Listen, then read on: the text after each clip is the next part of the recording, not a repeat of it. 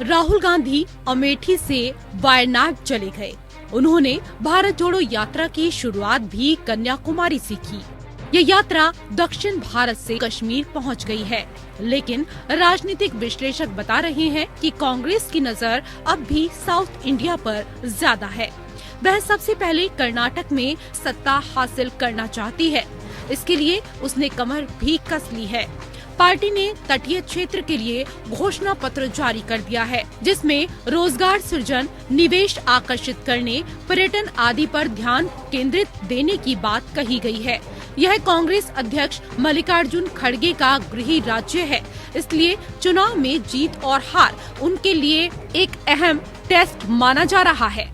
कांग्रेस ने राज्य के विधानसभा चुनाव से पहले तटीय क्षेत्र के लिए 10 सूत्रीय घोषणा पत्र जारी किया है, जिसमें रोजगार सृजन, निवेश आकर्षित करने, पर्यटन के विकास और समाज में सद्भाव पैदा करने पर ध्यान केंद्रित करने कही गई है। वहीं पूर्व मुख्यमंत्री सिद्धारमैया ने एक समारोह में कहा कि कांग्रेस केवल वादे नहीं करती है, बल्कि वह यह भी जानती है कि पर्याप्त धनराशि जारी कर उन्हें कैसे पूरा किया जाए। उन्होंने आरोप लगाया कि बीजेपी केवल झूठ से लोगों को सम्मोहित करने की कोशिश करती रही है और लोगों को धर्म और जाति के आधार पर बांटना चाहती है। उन्होंने आरोप लगाया कि राज्य सरकार भ्रष्टाचार में डूबी हुई है और यही कारण है कि ठेकेदारों ने इसे 40% कमीशन सरकार का नाम दिया है। विपक्ष के नेता बीके हरिप्रसाद ने करावली उत्सव मैदान में आयोजित प्रजाध्वनि यात्रा कार्यक्रम में इसकी घोषणा की। हरिप्रसाद ने कहा कि क्षेत्र के विकास के लिए 2.5 करोड़ रुपए के बजट के साथ एक करावली विकास प्राधिकरण का किया जाएगा। कर्नाटक में इस साल मई में विधानसभा चुनाव होने हैं। राज्य कांग्रेस के अध्यक्ष डीके शिव कुमार ने कहा कि बीजेपी पिछले चुनावों में किए गए वादों को पूरा नहीं कर सकी। उन्होंने कहा कि कांग्रेस का लक्ष्य शासन में बदलाव लाना है और उसे भरोसा है कि पार्टी आगामी चुनावों में बहुमत हासिल करेगी।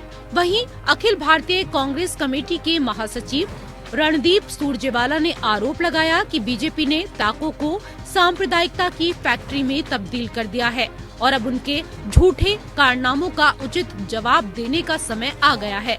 उन्होंने कहा कि जब हम महंगाई की बात करते हैं तो बीजेपी हिंदुओं और मुसलमानों के बारे में बोलती है।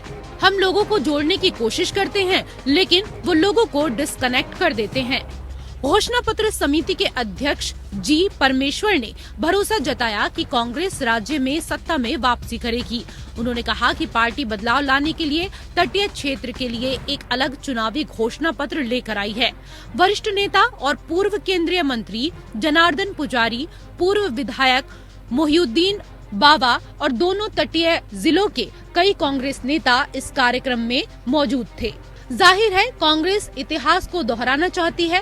कर्नाटक में तब उसकी सरकार थी जब बीजेपी का अस्तित्व भी नहीं था, लेकिन ये राजनीति है, इसमें ना तो कोई स्थायी मित्र होता है और ना शत्रु, और सत्ता भी सिर्फ 5 साल के लिए ही मिलती है और इसे फिर से पाने के लिए कड़ी मेहनत करनी पड़ती है। अब एंटी इनकम्बेंसी यानी सत्ता विरोध लहर पुरानी बात हो गई है। जमाना अब प्रो इनकम्बेंसी का है, यानी कि अगर अच्छा काम करेंगे तो फिर वापसी तय, जैसा कि गुजरात में हो रहा है या यूपी में हुआ। अब कर्नाटक में एंटी इनकम्बेंसी है या प्रो इनकम्बेंसी, इसका फैसला वहां की जनता को करना है। Bureau report APN।